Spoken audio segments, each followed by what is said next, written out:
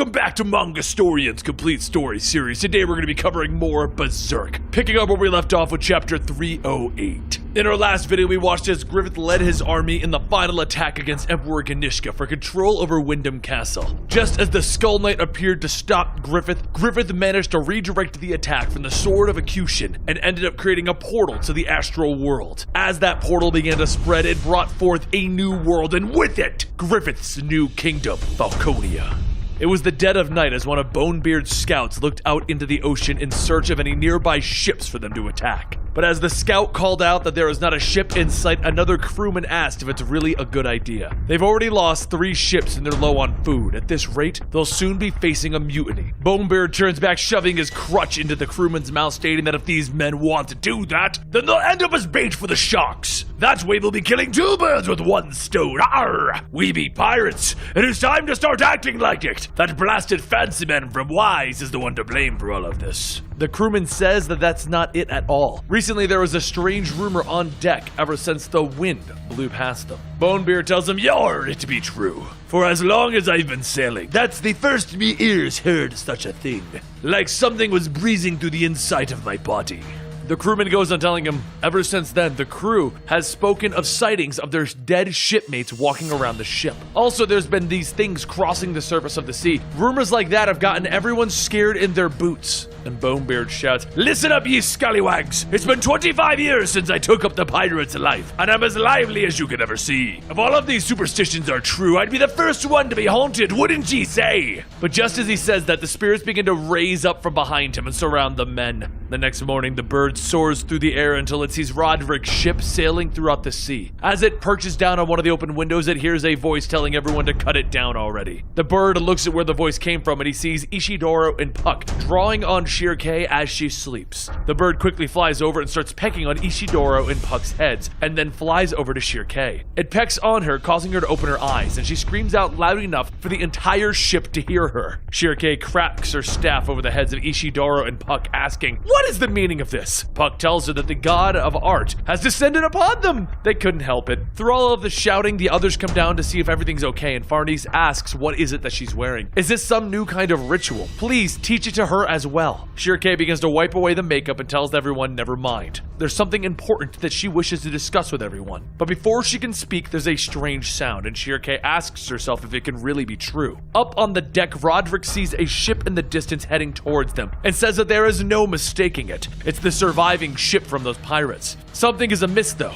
They are mostly destroyed by the Seahorse. Are they attempting to come back? Roderick then orders his men to get to their battle stations, and once the ship is within range, they will open fire. As everyone opens up on the decks, Roderick tells them that all they need to do is go back down below. They are currently in the middle of an engagement. Shirkei says actually that's what she wanted to talk to them about. That ship causing this, it's devoid of any living people. Something strange happened when the wind blew by them, and it's not just for them, but everyone around them. Roderick tells his crewmen to prepare to fire, and once the pirate gets close, all of the cannons open fire. They shoot through the air, and just as they get closer to the pirate ship dives underwater. Everyone asks what just happened, and Roderick says that thing is definitely not manned by normal people. It's just like those legends of ghost ships. And depending on the circumstances, the guest in the cabin below may have a chance to come out. In that cabin below, Guts begins to feel his brand bleeding, and he grabs his fake arm and he locks it in place. Back topside, the pirate ship resurfaces, crashing into the Seahorse, wedging itself along the ship. Roderick tells everyone to prepare for close quarters combat, and the sailors all begin to arm themselves with swords, preparing for the pirates to board. As the sailors wait, a few moments pass with nothing happening, and Roderick asks why they haven't attacked yet. Shirkei begins to focus on the pirate ship, and she says that she can fear them. There's an evil ode, as if the ship itself is a monster of sorts, and then a crackling laughter can be heard, and a voice tells Shirkei, "Ye are a sharp lass." Everyone looks up to see Bonebeard and his men, their skin being a fleshy texture and having the eyes of an octopus. Bonebeard calls out, "We have not been properly introduced yet, Roderick. He's the Prince of the Seas.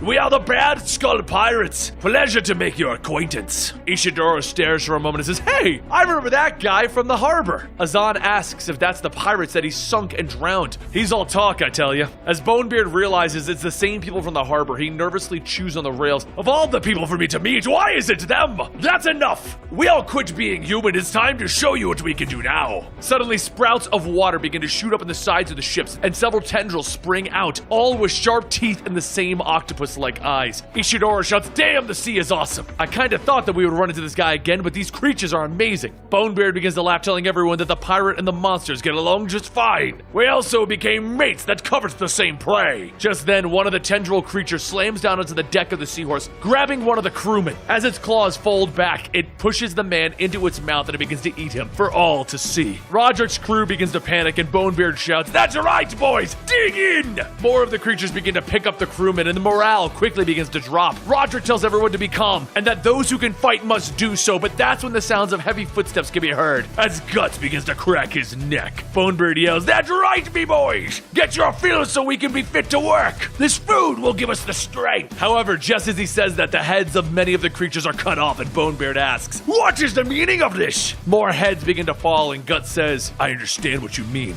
but if you want to be at peak performance, you gotta have strength." As he steps down onto one of the creature's heads, he goes on stating, "Nothing gets your strength back like some good food, and I'm sure I'm hungry. So tell me, are these things edible or not?" The other creatures begin to roar at Guts, and as they begin to come down, Guts pulls out his sword and swings it over his shoulder. As he jumps into the air, he cuts through 3 more of the creatures just before they can grab more of the crewmen. And more of the creatures begin to swarm down, and after another heavy swing, Guts lodges his sword right above one of the crewmen's heads and into the ship. He tells them, "I'm sorry about that. That was a little closer than I thought it should be. I'm still a little tired, but I shouldn't have any problem taking out the whole ship." Bonebeard shouts, asking, "Who is that? And why is his sword so big?" Guts tells the other crewmen, "If you don't want to die, you better get down." And with that, Guts readies himself, running through, tearing another set of creatures apart. Everyone begins to cheer Guts on, and as Bonebeard watches, he shouts, "That's it! You are going to be our supper, but now you're going to be scrubbing the decks, yar! If it's dinner you want, then the main dish is coming right up." Suddenly, there's a shift in the water, and the source of the tendril surface is lashing out as it gets free. Bonebeard begins to laugh, telling everyone, "You all just got confused by the beard of this old beastie, though I don't take very kindly to having it trimmed."